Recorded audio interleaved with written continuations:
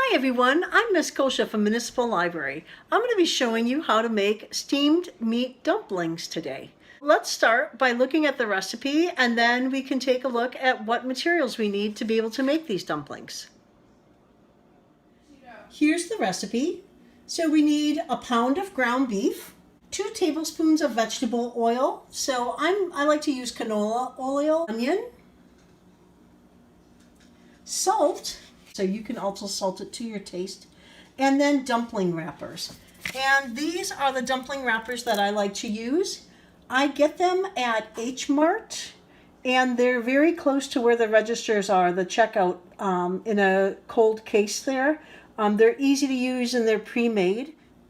Some other things that you'll need to make your dumplings is a steamer. This is one I actually have that I got from a woman from Russia.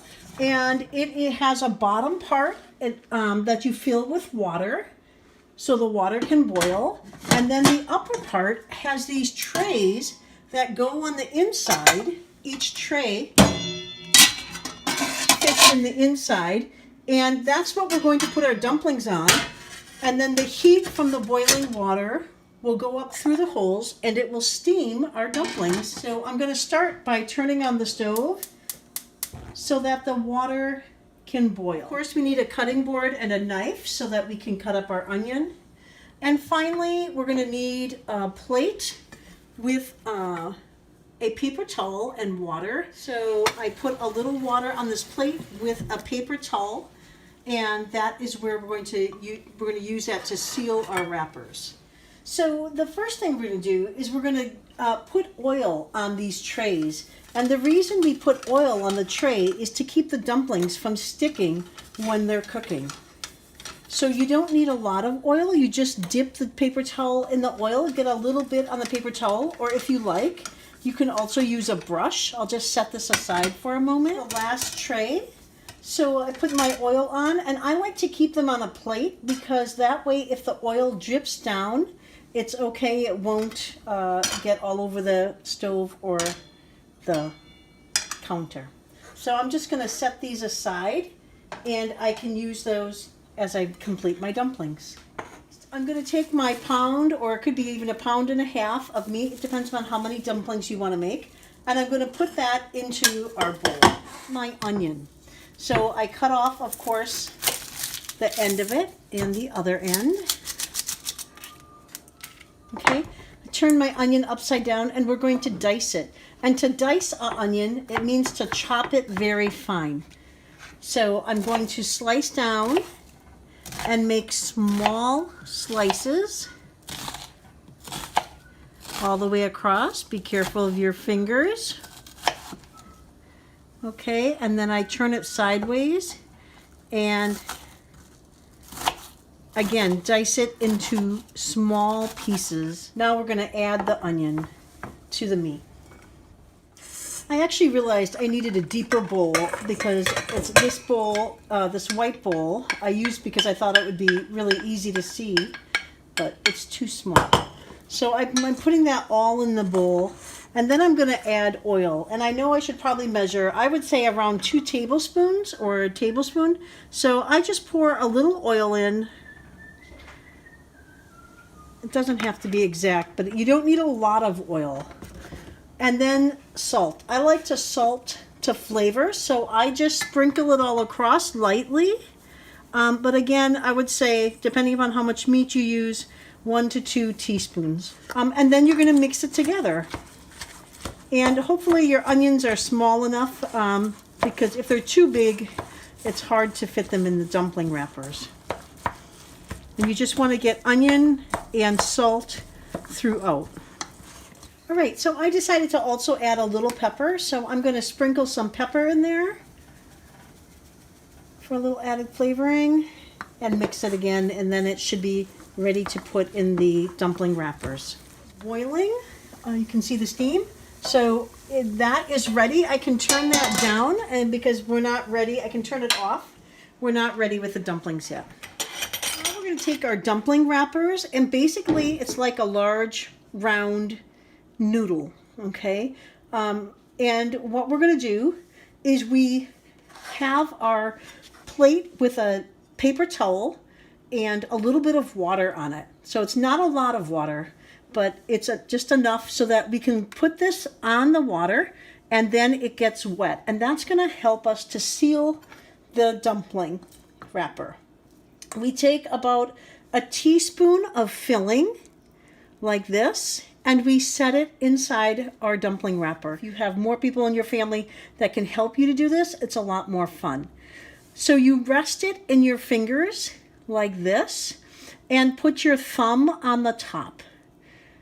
The first time you do this, it's going to feel really, it's going to take some practice. Okay? And you are going to squeeze or pinch the wrapper together.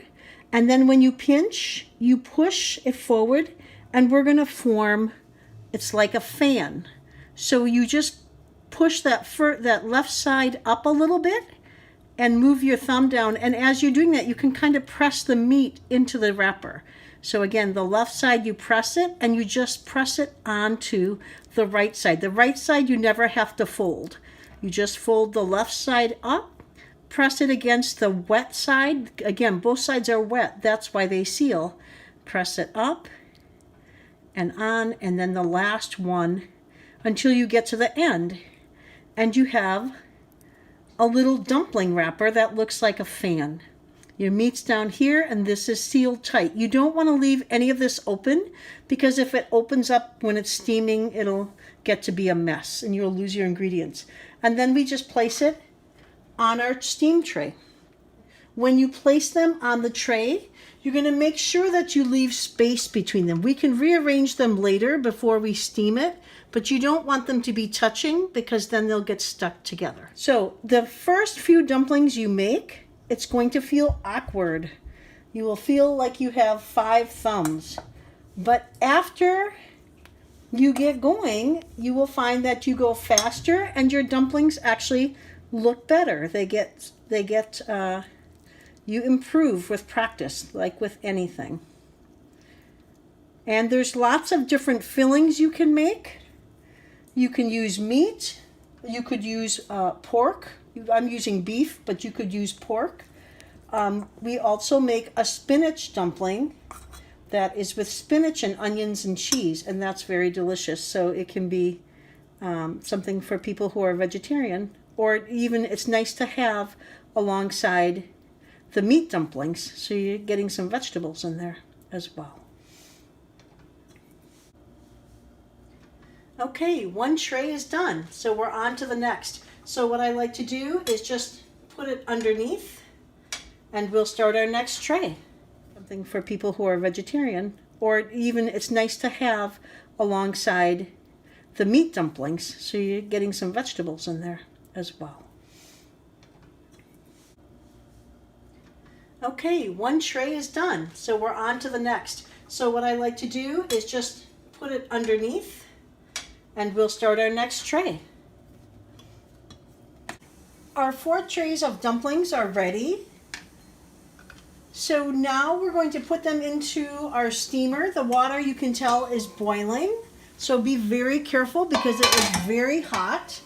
And I'm going to set each tray down, and what will happen is it will rest above the boiling water. So we don't want to submerge it. It's not going to be submerged into water. It's going to sit above the water. And I put all 4 in, and make sure I put the lid on so it's tight.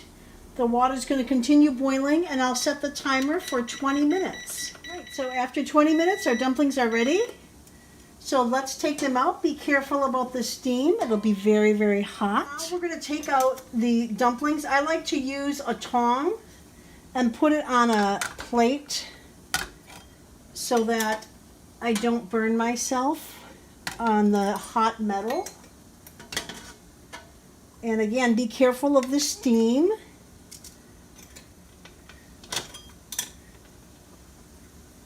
Oh. All right, or you could use a hot pad as well to get that. And then I'm going to cover it up because I decided I don't want to have the meat dumplings alone. I want to make some spinach dumplings to go with it. So very carefully, you see how it's like pasta? You have to very carefully take it off and put it in a clean dish. to serve to your family or guests when we don't have coronavirus. Okay. I hope you enjoyed learning how to make meat dumplings today. You might want to try eating yours with one of these soy sauces. The one on the left is a little sweeter, but both are delicious. Next time, I'll show you how to make spinach dumplings, another one of our family favorite meals. Have a great day.